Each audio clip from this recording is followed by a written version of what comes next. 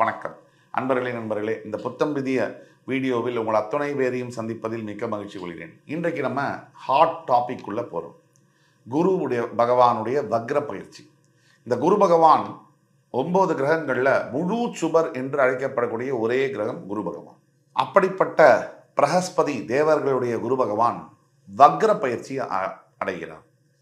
சரியாக அக்டோபர் 9, 2024 முதல் பிப்ரவரி 4, 2025 வரை தற்பொழுது ரோகிணி நட்சத்திரத்தில் ரிஷபராசியில் பிரவேசம் செய்யக்கூடிய குரு பகவான் சில நாட்களில் அக்டோபர் 9ஆம் தேதியை நெருங்கும் பொழுது மிருகசீரிட நட்சத்திரத்தில் பிரவேசம் செய்து அதிலே வக்ரகதியை பெறுவார்.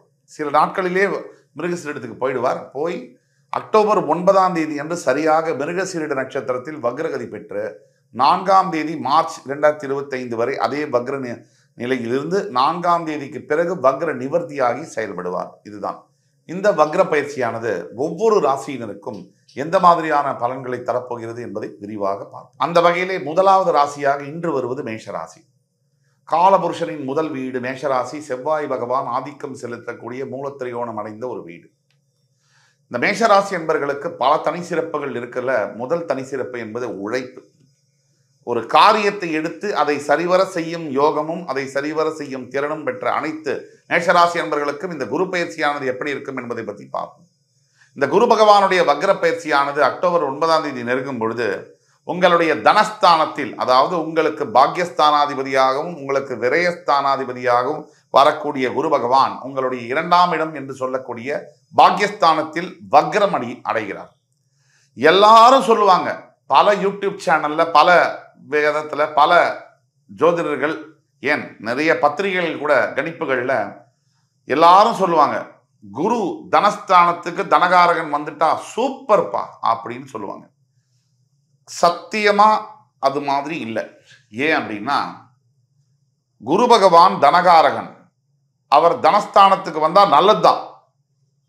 ஆனால் அப்படி வரக்கூடிய குரு பகவான் அந்த தனஸ்தானமானது ரிஷபராசி. இங்க ரிஷபத்திற்கு குரு பகவான் ஆகாதவர், அஷ்டமாதிபதி. ஒரு அஷ்டமாதிபதி தன் ராசிக்கு அஷ்டமாதிபதி ராசியில் அமர்ந்தால் அது எப்படி யோகம் தரும்? மேஷராசிக்கு கூட சொல்றேன், குரு பகவான் இருக்கின்ற இடமும் கூட ரொம்ப முக்கியம். அவர் இருக்கின்ற இடம் முக்கியம், அவர் பார்க்கின்ற பார்வை அதை விட முக்கியம். அப்படி பார்க்கும் பொழுது தனஸ்தானத்தில் வரக்கூடிய ரிஷபராசிக்கு மேஷராசிக்கு தனஸ்தானமாக இருந்தாலும் அது குருவுக்கு ஆகாத இடம் அப்படிங்கிறதுனால அவரால் ஃபுல்லாக ஃப்ரீடமாக வேலை செய்ய முடியாது, பலன்களை தர இயலாது. அந்த வகையில் மேஷராசி என்பவர்களுக்கு சற்று பணப்புழக்கத்தில் தடையும் ஏற்பட்டிருக்கும். குரு பயிற்சிக்கு பிறகு சில உபாதைகளும் ஏற்பட்டிருக்கும். தனம், வாக்கு, குடும்பம் இந்த வகையிலெல்லாம் பிரச்சனை வந்திருக்கும். ஆனால் வக்ரம் அப்படின்னா என்ன? ரெட்ரோகிரேட். வக்ரம்னா ஆன்டி கிளாக்வைஸ் சுத்தக்கூடியதுல எந்த பலனை ஒரு கிரகம் செய்ய வேண்டுமோ அதற்கு நேர் எதிர்மறையான பலனை அந்த கிரகம் செய்ய கடமைப்பட்டதாக மாறும். அதுல நட்சத்திரமும் ரொம்ப முக்கியம். மிருகசீரிட நட்சத்திரத்துல போய் வக்ரம் அடைகிறார். இது சொந்த ராசிநாதனுடைய நட்சத்திரம். ராசிநாதனுடைய நட்சத்திரம் என்பது ஒரு சிறப்பு. ஆனால் இது ஒரு மாதிரி டெலிகேட்டான பலன்களை செய்யும். குரு பகவான் உங்களுடைய ராசிநாதன் செவ்வாயுடைய நட்சத்திரத்தில் வக்ரகதி அடைவது மிக்சட் பலன்கள்னு சொல்லுவோம். கலந்த பலன்களை செய்ய கடமைப்பட்டது. எப்படின்னா, இது நாள் வரைக்கும் பணம் விஷயமாக தேங்கி கிடந்த கடன் சுமைகள், பணப்புழக்கம், கொடுத்த பணம் வரல, நம்மளால பணம் வாங்கினதை கொடுக்க முடியல, அப்படிங்கிற நிலைமை என்பது மாறும். இரண்டாவதாக, குடும்பத்தில் நல்ல வார்த்தைகளின் மூலியமாக, பேச்சுவார்த்தைகளின் மூலியமாக ஒரு நல்ல சுமூகமான ஒற்றுமையான சூழ்நிலை என்பது நிலவும். இதை தவிர நீங்க கொடுத்த வாக்க அதுல பிரச்சனைகள் வரும். நீங்க ஒரு வாக்கு கொடுக்குறீங்க அப்படின்னா அந்த இடத்துல பிரச்சனைகள் வரும். கொடுத்த வாக்க நிறைவேற்ற முடியாத சூழ்நிலைகளில் மாட்டிக்கொள்ளக்கூடும். அதனால சிறு சிறு பிரச்சனைகள் வரலாம். இப்போ குரு பகவானுடைய பார்வைகள் 5, 7, 9 இந்த மேஷராசிக்கு எந்தெந்த இடத்தை வக்ரகதியில் இருக்கக்கூடிய குரு பகவான் பார்க்கிறார் என்பதை பற்றி பார்ப்போம். குரு பகவான் பார்க்கின்ற பார்வைக்கு என்றுமே பலம் அதிகம். இந்த விதத்துல குரு வக்ரமாகும் போது இந்த காலகட்டத்தில் அக்டோபர் 9 முதல் மார்ச் 4ஆம் தேதி வரை 5ஆம் பார்வையாக கன்னி உங்களுடைய 6ஆம் இடத்தை பார்க்கும் பொழுது உங்களுக்கு சில தேவையில்லாத விரோதங்கள் வரக்கூடும். அதாவது வேலை செய்யக்கூடிய இடத்துலயா இருக்கட்டும், வீட்லயா இருக்கட்டும், சொந்தக்காரங்க மாதிரி, எஸ்பெஷலி ஒய்ஃப் ரிலேஷன் சைட்லேருந்து தேவையில்லாத வாக்குவாதங்கள், தேவையில்லாத விரோதங்கள் வருவதற்கான வாய்ப்பு 100% உண்டு. நண்பன் கூட சில சமயம் உங்களுக்கு எதிரியாக மாறக்கூடிய விஷயங்களும் இந்த காலகட்டத்தில் நடக்கலாம். அதே மாதிரி 7ஆம் பார்வையாக உங்களுடைய 8ஆம் வீடு என்று சொல்லக்கூடிய ஆயுள் ஸ்தானத்தை குரு பகவான் பார்க்கும் பொழுது உங்களுக்கு சில உடல் உபாதைகள் வரலாம். அதாவது ஆரோக்கியம் சம்பந்தப்பட்ட பிரச்சனைகள், இதுல நல்லதும் உண்டு. மறைந்து கிடைக்கக்கூடிய ஒரு வியாதி, உடல்ல நம்ம கண்டுபிடிக்காத இருக்கக்கூடிய, புதைந்து இருக்கக்கூடிய ஒரு வியாதி, அதை முன்னுக்கு கொண்டு வந்து அதுக்கு வைத்தியம் பார்க்கவும் வைக்க முடியும்.